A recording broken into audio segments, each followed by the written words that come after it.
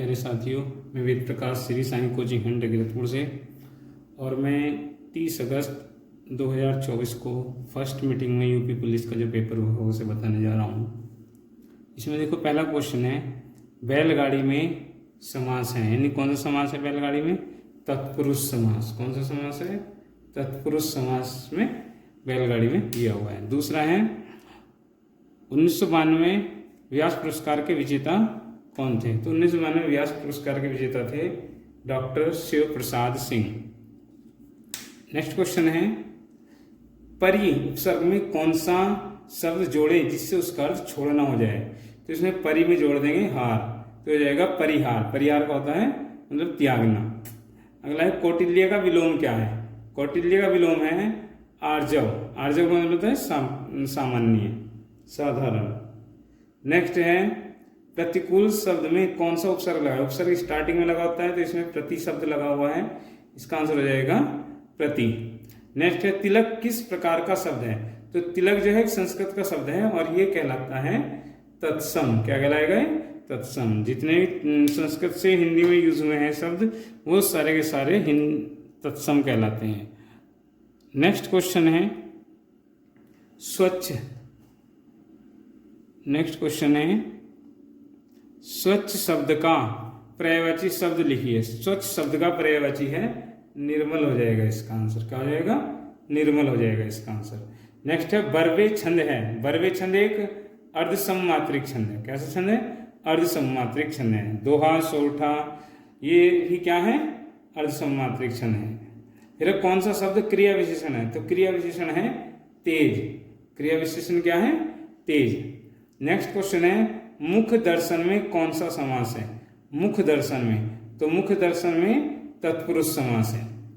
Next है 8 कन्नौजिया 9 चूल्हे। लोकोक्ति का अर्थ क्या है? तो इसमें इस लोकोक्ति का अर्थ है अलगाव की स्थिति। क्या हो जाएगा इसका? अलगाव की स्थिति। नेक्स्ट क्वेश्चन है ध्वनि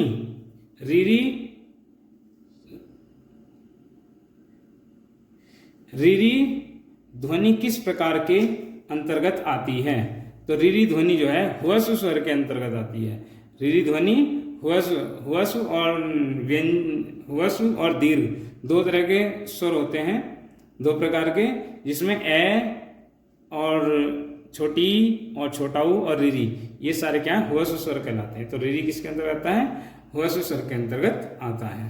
नेक्स्ट क्वेश्चन है निम्नलिखित में से चार विकल्प में से क्रिया का सही रूप वाला विकल्प चुनिए।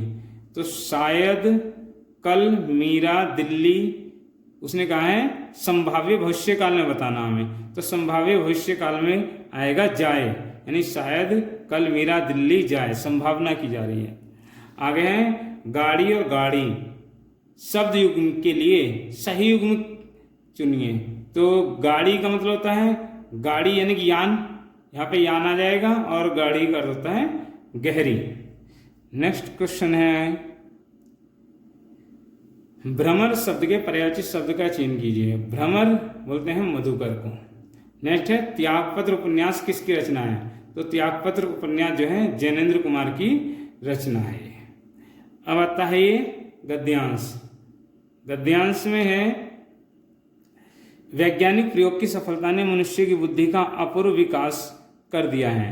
द्वितीय महायुद्ध में एटम बम की शक्ति ने कुछ क्षणों में ही जापान की अजेय शक्ति को पराजित कर दिया। इस शक्ति की युद्धकालीन सफलता ने अमेरिका, रूस, ब्रिटेन, फ्रांस आदि सभी देशों को ऐसी शस्त्रास्त्रों के निर्माण की प्रेरणा दी कि सभी भयंकर और सर्वविनाशकारी शस्त्र बनाने लगे।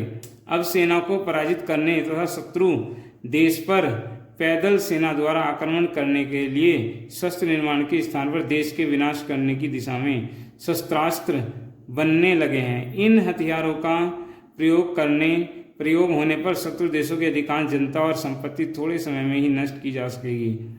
चूंकि ऐसे शस्त्रास्त्र प्राय सभी स्वतंत्र देशों के संग्रहालयों में कुछ न कुछ आ गए हैं, अतः युद्ध की स्थिति में इनका प्रयोग भी अनिवार्य हो जाएगा। अतः दुनिया का सर्वनाश या अधिकांश नाश तो अवश्य ही हो जाएगा। इसलिए निशस्त्रीकरण की योजनाएं बन रही हैं।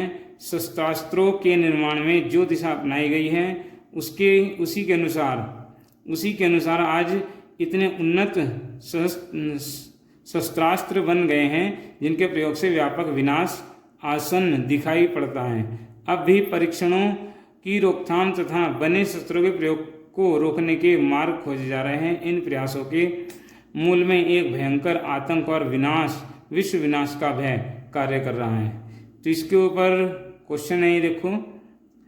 पहला क्वेश्चन है, एटम बम की अपार शक्ति का प्रथम अनुभव कैसे हुआ? तो यहाँ पर है, इसका आंसर है जापान की अजय शक्ति की पराजय से। जापान की अजय शक्ति की पराजय से, यानी कि जापान पर अमेरिका ने 6 अगस्त 1945, 9 अगस्त 1945 को परमाणु बम डाले थे। इस तरह से जापान पराजित हुआ था प्रथम विश्व युद्ध में। नेक्स्ट है, बड़े देश आधुनिक विनाशकारी शस्त्रास्त्र क्यों बना रहे हैं? इसमें आ जाएगा पारस्परिक भय के कारण, यानी कि भय बना हुआ है, उस डर को खत्म करने के लिए विनाशकारी शस्त्र बना रहे हैं।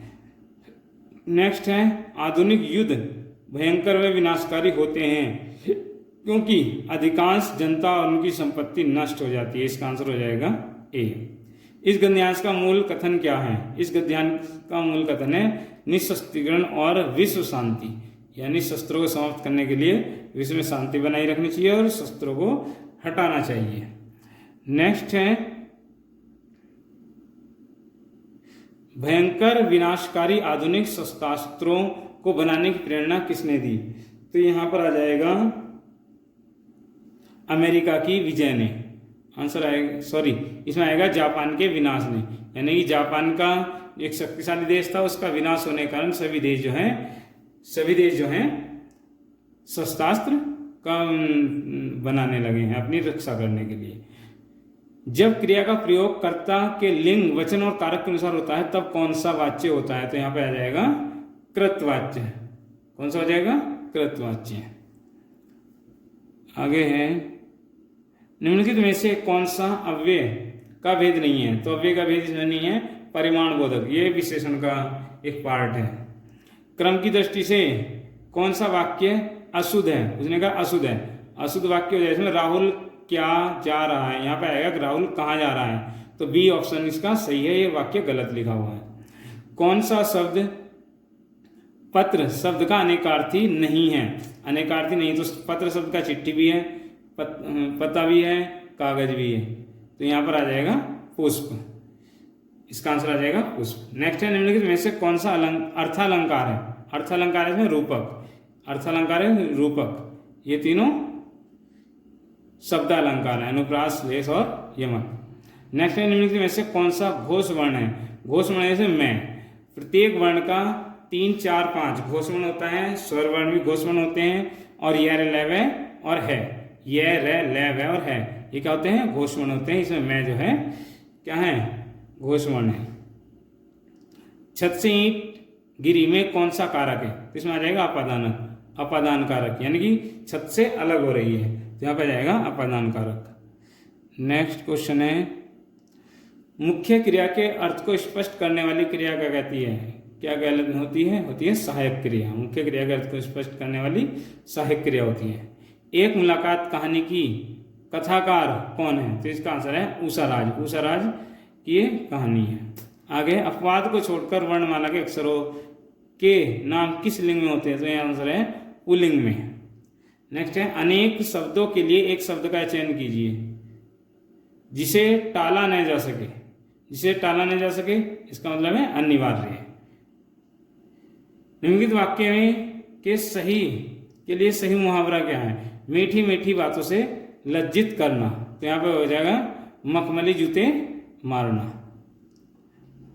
अगला क्वेश्चन आ चुका है, मिथ्या आडंबर के अर्थ में किस लोकोक्ति का प्रयोग होता है? मिथ्या आडंबर के लिए हो जाएगा छटाक चून चौबारे रसोई। इसका आंसर हो जाएगा सी, 109 का।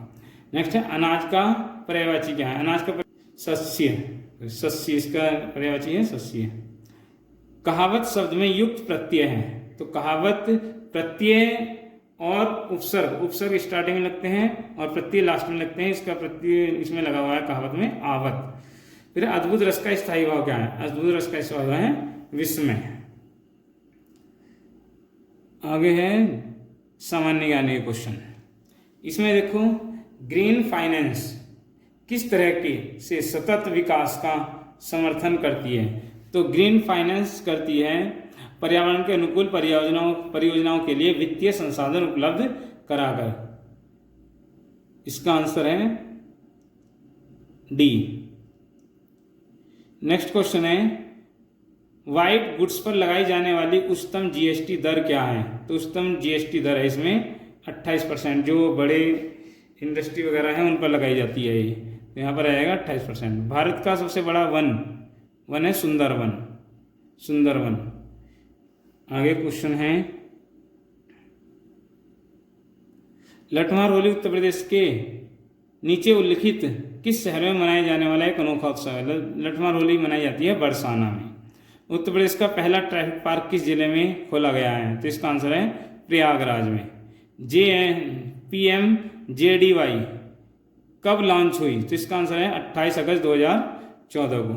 निम्नलिखित में से कौन सा देश भारत के साथ भूमि साझा नहीं करता है? तो भूमि साझा मालदीव नहीं करता, बाकी चीन की सीमा में लगती है, म्यांमार की भी और बांग्लादेश की भी भारतीय सीमा से टच करती है, मालदीव की सीमा नहीं टच करती।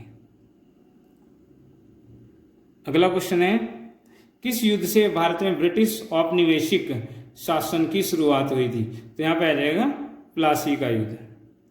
नेक्स्ट है, शहरीकरण का एक महत्वपूर्ण पर्यावरणीय प्रभाव क्या है? तो यहाँ पे इसका आंसर आ जाएगा उच्च कार्बन उत्सर्जन।